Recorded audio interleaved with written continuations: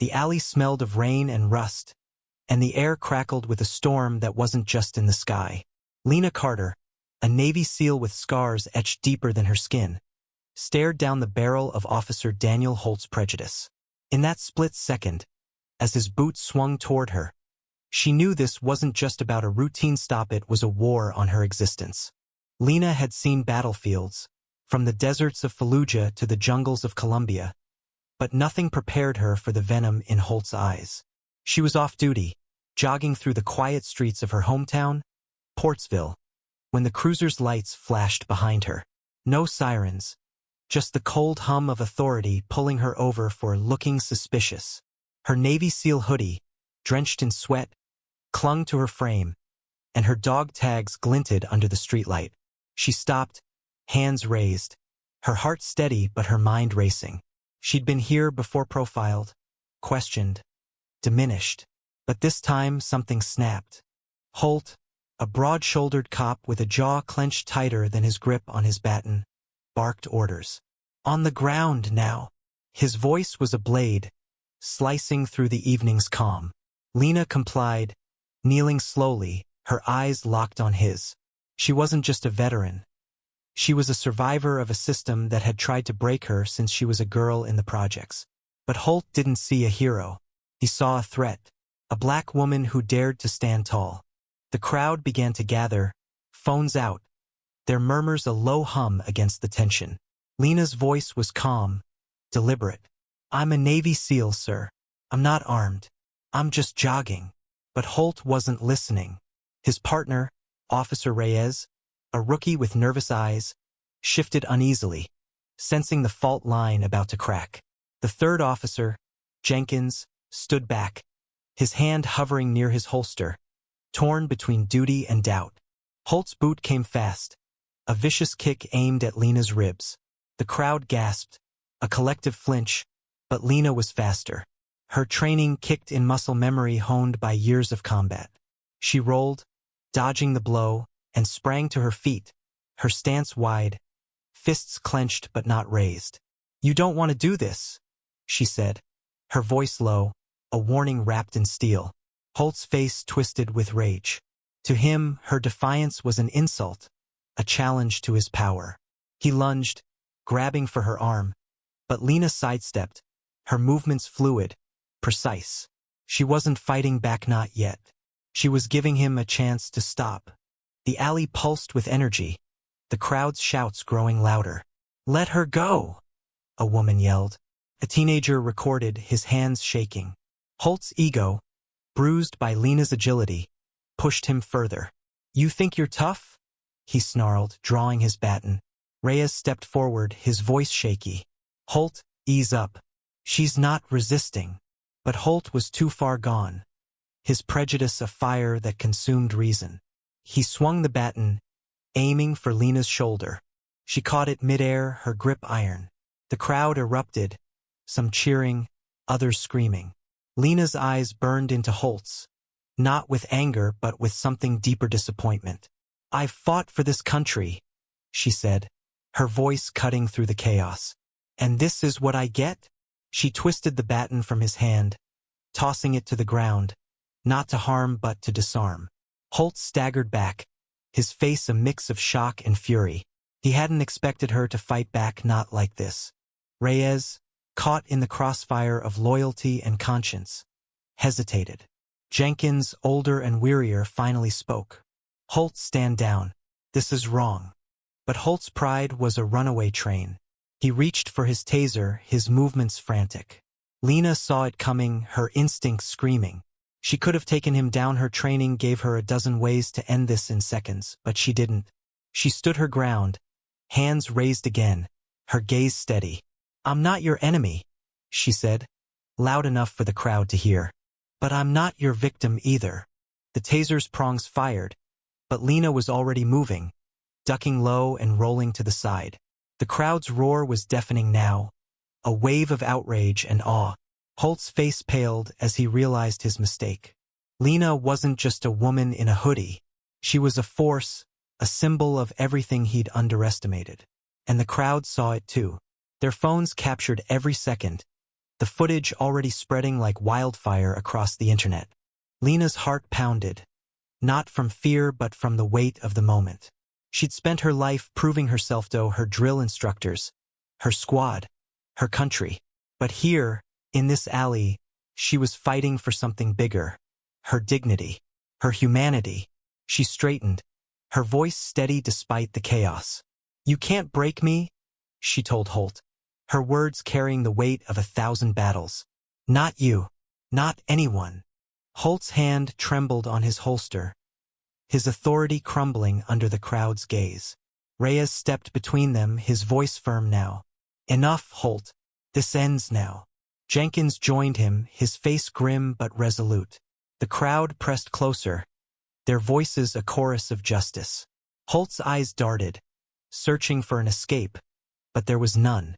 He'd crossed a line and the world was watching. Lena took a step back, her hands still raised, not in surrender but in strength. She wasn't just fighting Holt. She was fighting a system that had let him think this was okay. A system that had let her father, a black veteran, die waiting for care at a VA hospital. A system that had let her brother get profiled and jailed for a crime he didn't commit. This wasn't just her fight, it was theirs.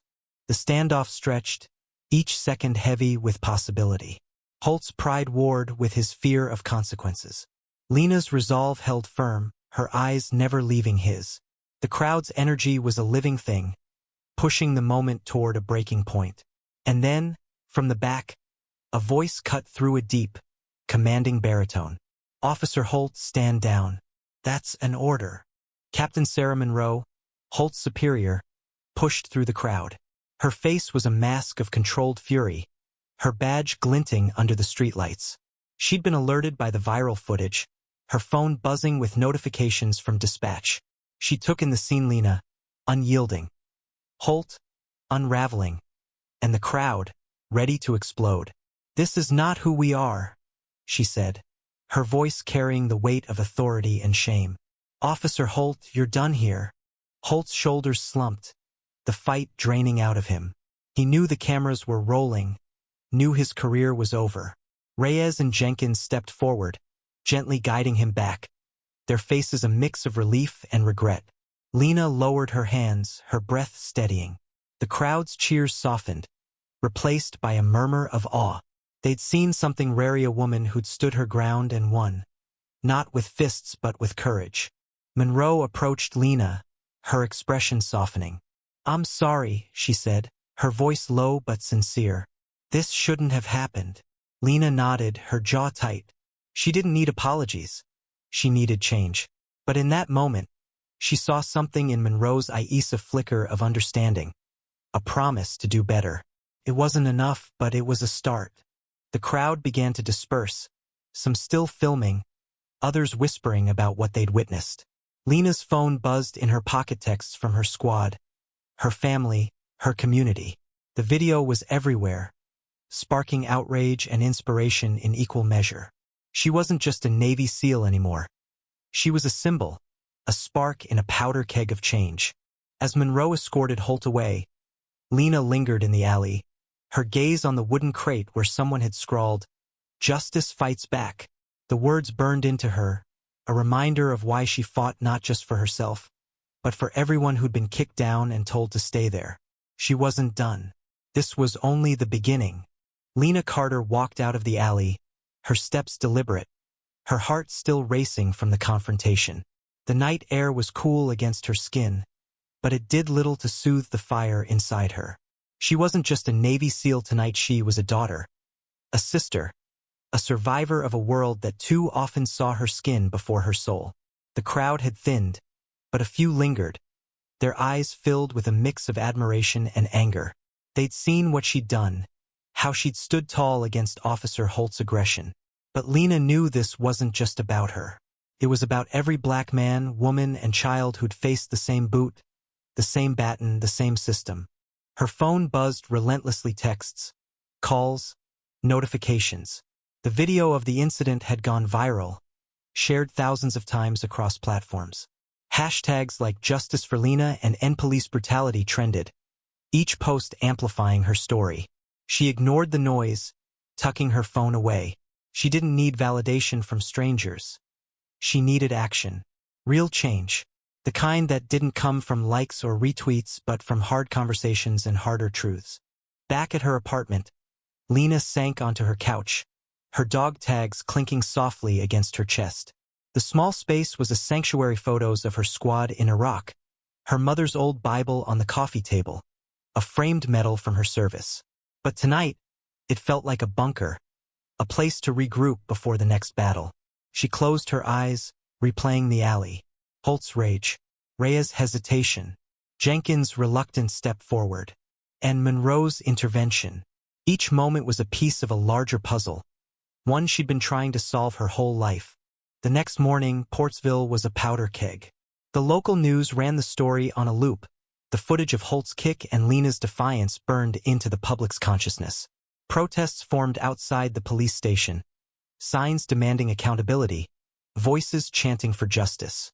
Lena watched from her window, her jaw tight. She hadn't asked for this spotlight, but she wouldn't shy away from it either. Her phone rang. Her brother, Marcus, his voice thick with pride and worry. "You okay, sis?" he asked. Marcus, 5 years younger, had spent 2 years in prison for a crime he didn't commit, a victim of the same system that had targeted Lena. His question wasn't just about the alley. It was about everything. "I'm still standing," she said, her voice steady but soft. "You? Always." He paused. "They're talking about you everywhere. People are pissed. But some are saying you provoked him." Lena's grip tightened on the phone. "Let them talk. Truth doesn't need their approval." Marcus chuckled, a sound that carried both pain and resilience. "You're trouble, Lena. Always have been." She smiled, but it faded fast. Trouble. That's what they called people like her, people who refused to bow, to break, to blend into the background. She hung up, her mind already shifting to what came next. She wasn't naive. One viral video wouldn't dismantle centuries of prejudice, but it could start a fire. By noon, Lena was called to the police station not as a suspect, but as a witness. Captain Monroe met her at the entrance, her face a mix of professionalism and something softer, almost apologetic. "Ms. Carter," she said, extending a hand. "Thank you for coming." Lena shook it, her grip firm. "Let's get this over with." Inside, the station buzzed with tension.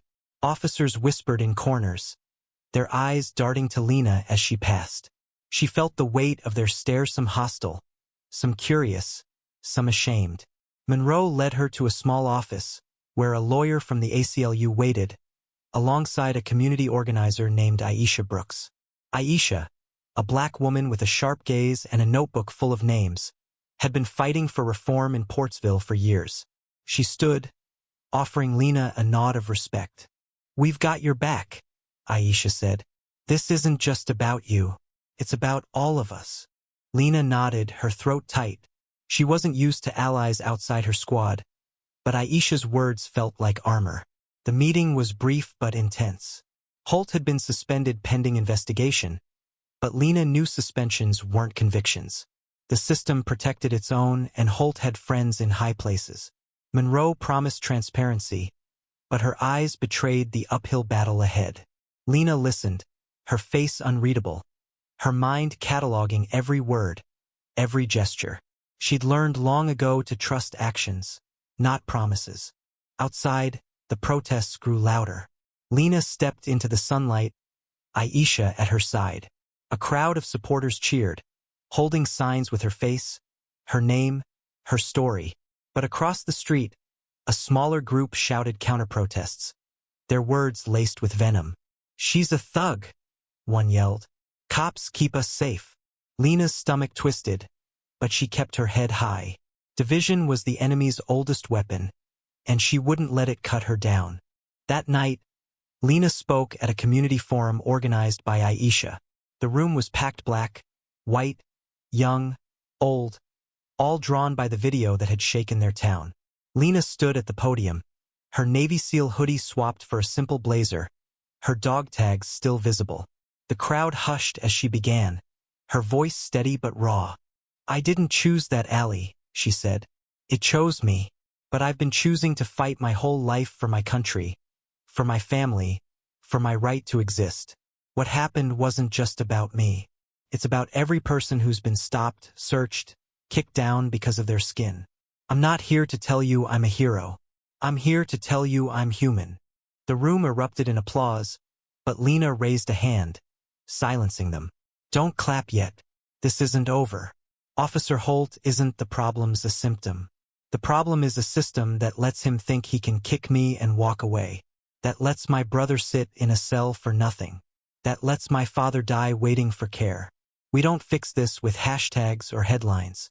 We fix it with truth, with accountability, with each other. Her words hung in the air, a call to arms wrapped in hope.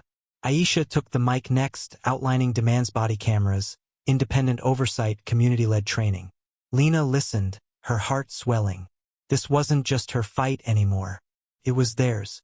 Days turned into weeks, and the case against Holt gained traction. The viral video, combined with Lena's testimony and the crowd's footage, was undeniable.